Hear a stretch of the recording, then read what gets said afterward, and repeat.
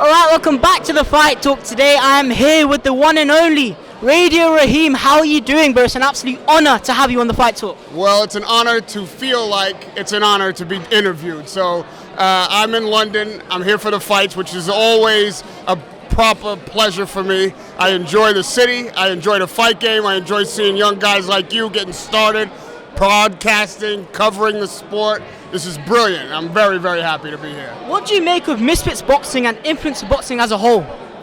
Misfits Boxing, I believe, is creating its own universe in the sport. Obviously, they're bringing kids like you into the world of boxing that might otherwise not have found the sport.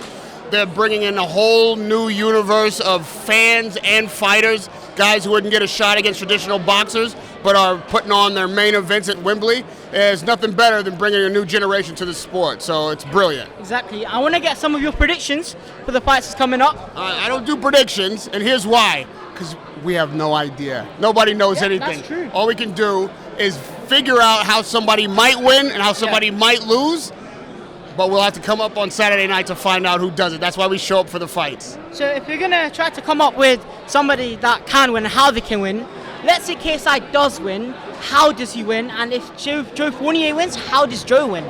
If KSI wins, it'll be because Father Time beats us all. Joe Fournier is 40 years old. He's had his time in the sun. It might be his sunset, and KSI is catching him right at the right time. And if that is the case, then KSI will win. If Joe Fournier wins, it's because he has more experience. It's because he's more polished. He's a more traditional fighter who knows what's happening in the ring and things that KSI hasn't had an opportunity to experience yet. Joe Fournier already knows all about. And if he wins, that'll be the reason. Now, after the KSI vs Jake Paul fight, which is hopefully going to happen in 2024, do you think influencer boxing is going to end? Or do you think there's going to be some future stars such as Salt Papi, who's going to lift up the influencer boxing community? Well, you've already answered your own question there, haven't you? You've already got a new star on your mind, Salt Papi, and KSI has said that he's not going to do this forever, which is why he's bringing so many young fighters, young crossover boxers into the sport on this entire undercard. You see guys that have potential to carry the flag. One of them will do it. Now, I also want to get your answer for this. So when you were interviewing Logan Paul and KSI after the second fight, they shaked it out. They showed respect. How are you feeling in that moment?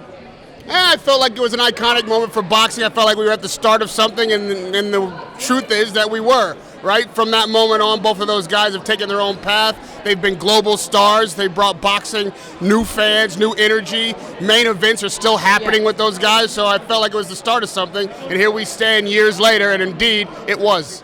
And last thing, do you have any final words to your fans out there? Keep watching. Boxing never dies. It lives in the spirit inside us all. And with young guys like KSI, young guys like Jake Paul, guys who have been covering the sport for many years like me, and guys who are just starting out like you, we are the wheels that keep this car moving. So stay in the car, keep moving forward. Boxing lives forever. You know, here, boxing truly does live forever. Radio Rahim, thank you so much for coming on to the Fight Talk. I appreciate your time. It's an absolute honor, my friend. Good luck with your career. I expect to see you again at many fights for many years in the future. Definitely, bro. Thank you. Brother. Thank you.